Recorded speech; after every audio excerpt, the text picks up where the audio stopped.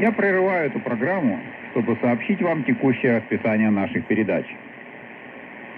Радиостанцию КНЛС «Новая жизнь», вещающую из Аляски, на русском языке можно слушать 5 раз в день. С 9 до 10 часов по UTC на частоте 9540 кГц в диапазоне 31 метра. С 11 до 12 часов по UTC на частоте 9570 кГц, также в диапазоне 31 метра. С 15 до 16 часов на частоте 9550 кГц в диапазоне 31 метра. С 16 до 17 часов на частоте 6110 кГц в диапазоне 49 метров. И с 17 часов до 18 часов по UTC также на частоте 6110 кГц в диапазоне 49 метров. Повторяю время и частоты наших передач. Слушайте наше вещание из Аляски на русском языке 5 раз в день. С 9 до 10 часов по UTC на частоте 9540 кГц в диапазоне 31 метра. С 11 до 12 часов по UTC на частоте 9570 кГц в диапазоне 31 метра. С 15 до 16 часов на частоте 9550 кГц в диапазоне 31 метра. И с 16 до 18 часов на частоте 6110 кГц в диапазоне 49 метров. Если вы хотите получить расписание наших передач, включающее время и частоты трансляций на китайском, арабском, португальском, корейском, английском языках, то пишите нам по любому из следующих 2 адресов. Станция КНЛС, Анкер-Пойнт, Аляска, 99556, США. Или Россия, 191028, Санкт-Петербург, абонентский ящик номер 47. Время и частоты трансляций, а также другую информацию о нашей радиостанции вы также можете почерпнуть из нашей интернет-страницы по адресу www.knls.net. Книга книг. Факты или мифы. Диалог истории и Библии.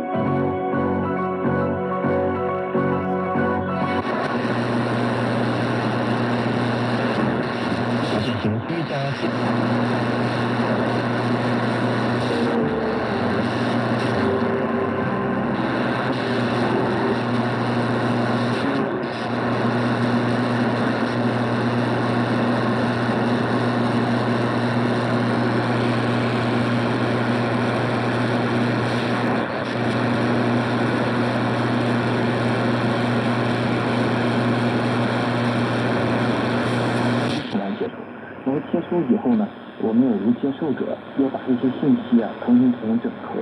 这里边呢，信息的发出者要把这样的一些想法、感觉或者知识，把这些信息呢，通过他的一些感觉或者一些其他的渠道传达给这个被接收者。被接收者。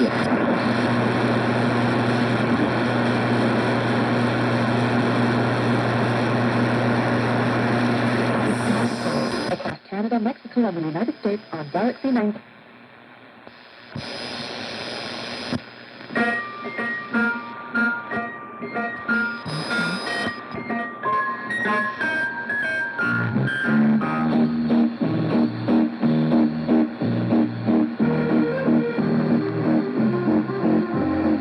Hello and welcome to Great Scan, the international DX program from Adventist World Radio. Researched and written in Indianapolis by Dr. Adrian Peterson and in Los Angeles by Ray Robinson. And produced in the studios of WRMI Shortwave in Okeechobee, Florida. I'm Jeff White.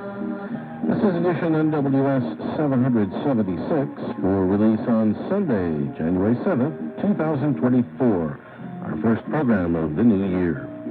And today on Wavescan, it's Bermuda, Part 3. We'll look at the medium wave scene there. We'll have the final part of our interview with Marcel Roberts from Holland. And we've got our DX report from Yuki Kotsuji in Tokyo.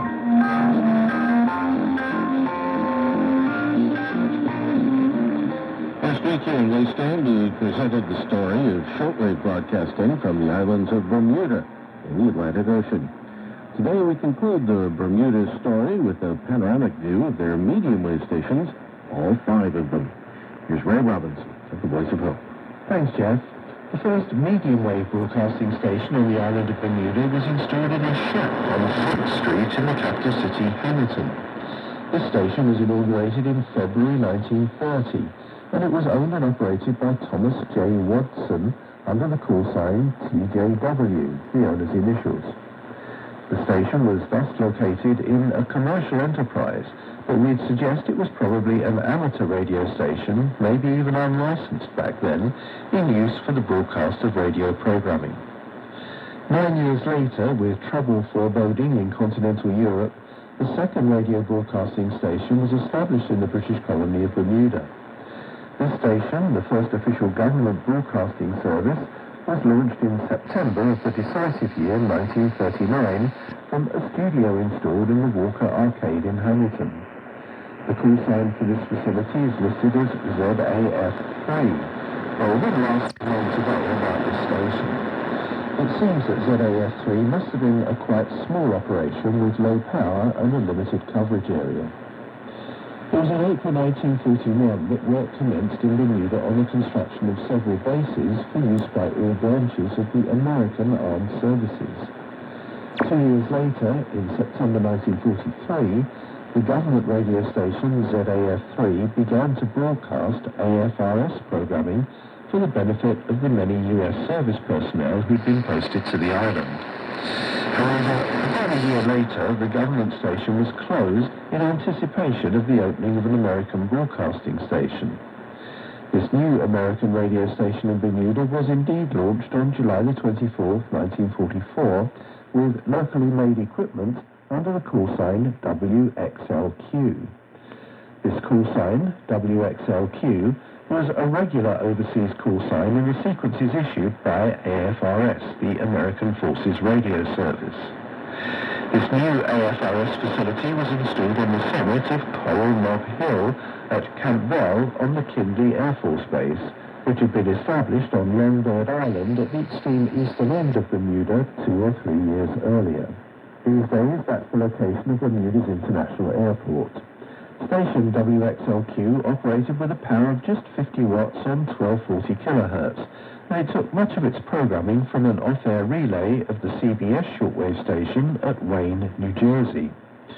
This program relay was usually received from the 50 kilowatt transmitter WOOW on 11870 kilohertz. The AFRS station in Bermuda, WXLQ, was finally closed in May 1946, at the end of 2 years of broadcast service. However, the population of Bermuda was not left without a local radio station. Earlier that same year, 1946, the government had formed the Bermuda Broadcasting Company, sometimes euphemistically referred to as the BBC, although nothing to do with the organisation in London. And they constructed a new station, ZBM. This was launched on May the 12th, 1946, right after the closure of WXLQ. Interestingly, ZBM operated on 1235 kilohertz, almost the same channel as the previous American station, though the power output was higher at 250 watts. Then in 1953, a second station, ZBM2, was introduced on 1340 kilohertz. The original station was redesignated ZBM1, and the frequency was adjusted to 1230 kilohertz. In the 1970s, ZBM1 used the tagline "Your Family Station," and ZBM2 was "The Pace Setter." In 1962, a second organisation, Capital Broadcasting Company Limited, began operating a station with the call letters ZFB on 960 kilohertz AM. Also in 1962, FM broadcasting was introduced with ZBM-FM on 89.1 megahertz, and in 1971, ZFB-FM at 94.9 megahertz. During the 1960s, some of the DJs on the ZBM stations would have been well known to British radio listeners. Duncan Johnson of Radio London got his start in Bermuda under his real name of Gerald Clements. Mike Lennox, also of Radio London, similarly got his start on ZBM using his real name of Michael Graham.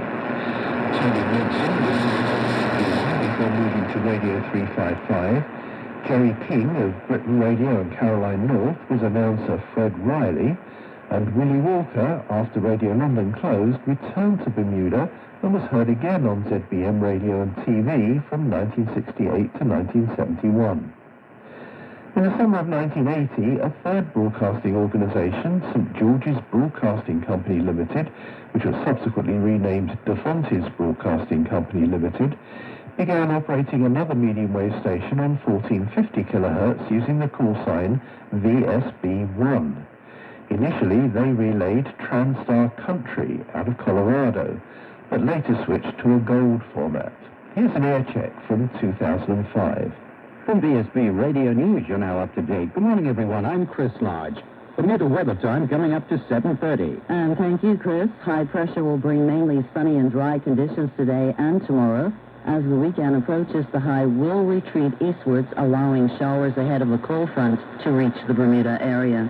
Low tide, 9:34 this morning. High tide at 3:57 this afternoon. It is looking like mostly sunny with the temperature at 77 degrees in Hamilton.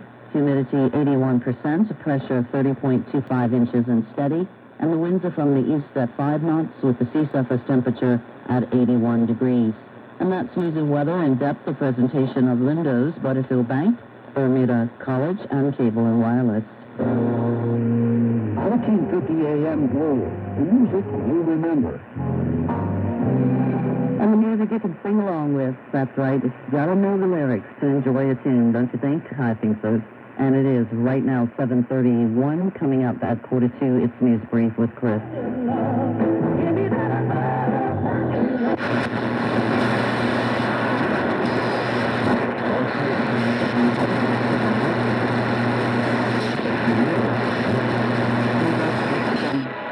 Who are the representatives for our spiritual elevation.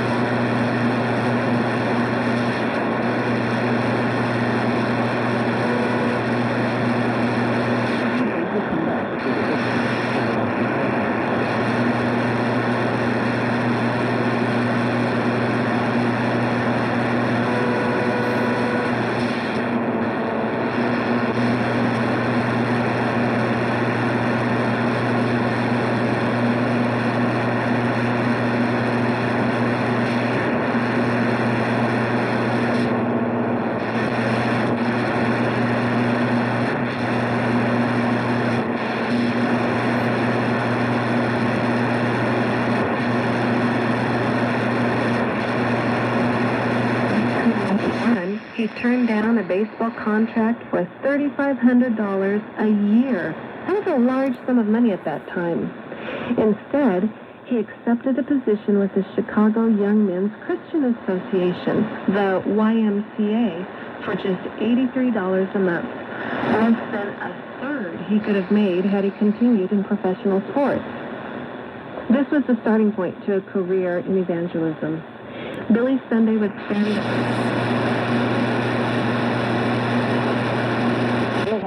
speak now, huh? I have some questions about UFOs.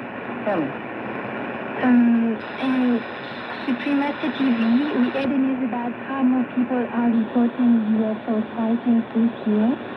Why is that? Because they're worried.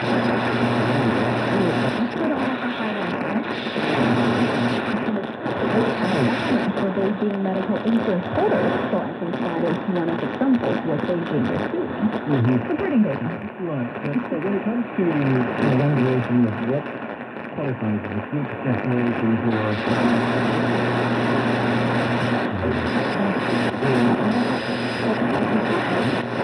country format and then golden oldies, VSB2 on 1280 with the Bible Broadcasting Network, and VSB3 on the BBC World Service from London. ZBM is in fact the oldest call sign still in use in Bermuda. It was used for the AM station since 1953, for the FM station since 1962, and also since 1958 for the first Bermudian TV station. But with the AM antenna in need of repair in 2010, Bermuda Broadcasting opted instead simply to drop the AM channels and operate solely on FM. The World Radio TV Handbook reported their medium wave frequencies as inactive in 2012, but delisted them after that.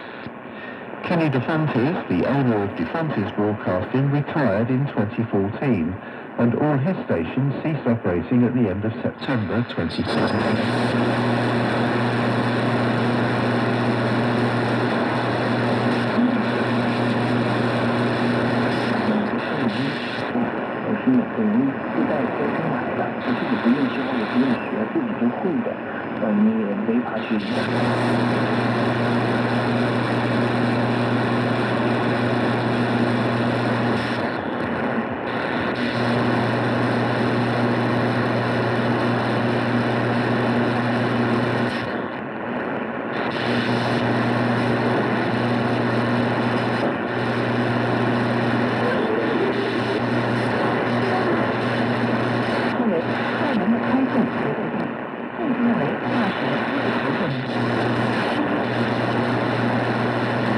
быть вождем народа своего после тебя.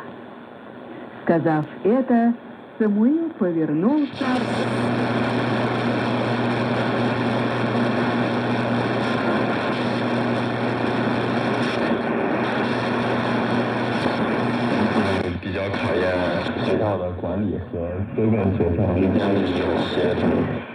不提高教也有自己的担忧，例如校园过度开放会干扰教学科研秩序。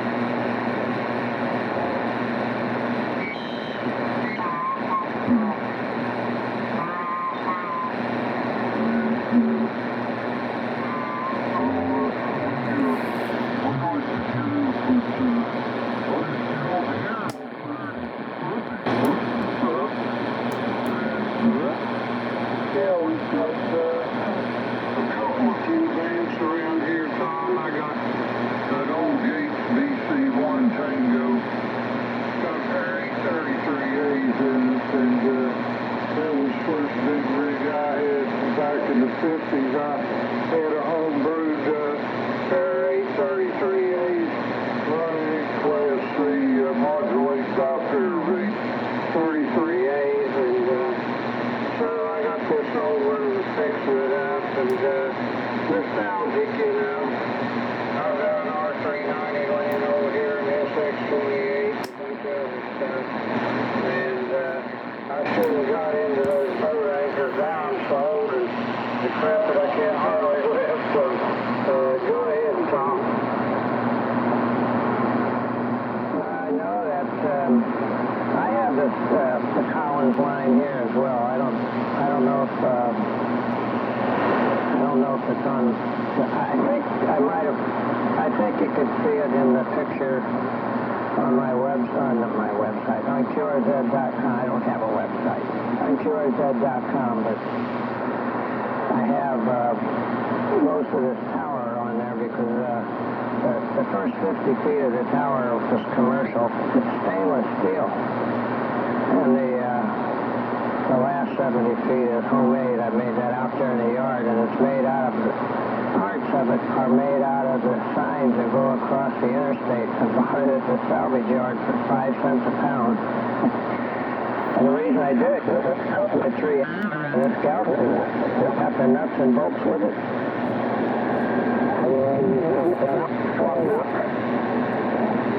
That's steel plates.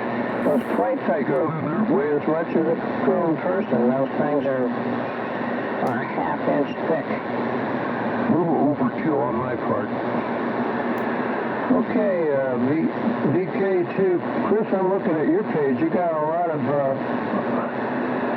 either a lot of wives or a lot of girlfriends, or you're a photographer. DK2, SRK0ZG. See what things good.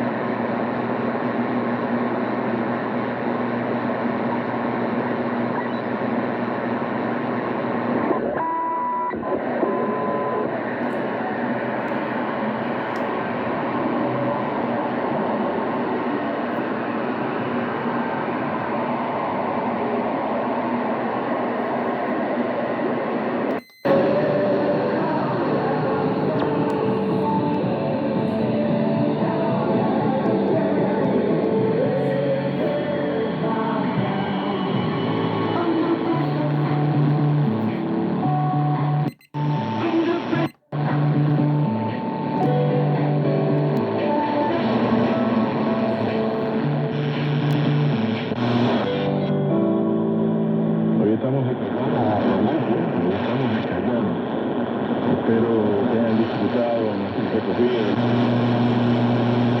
que la estén gozando allá en Cuba, al igual que Satellite.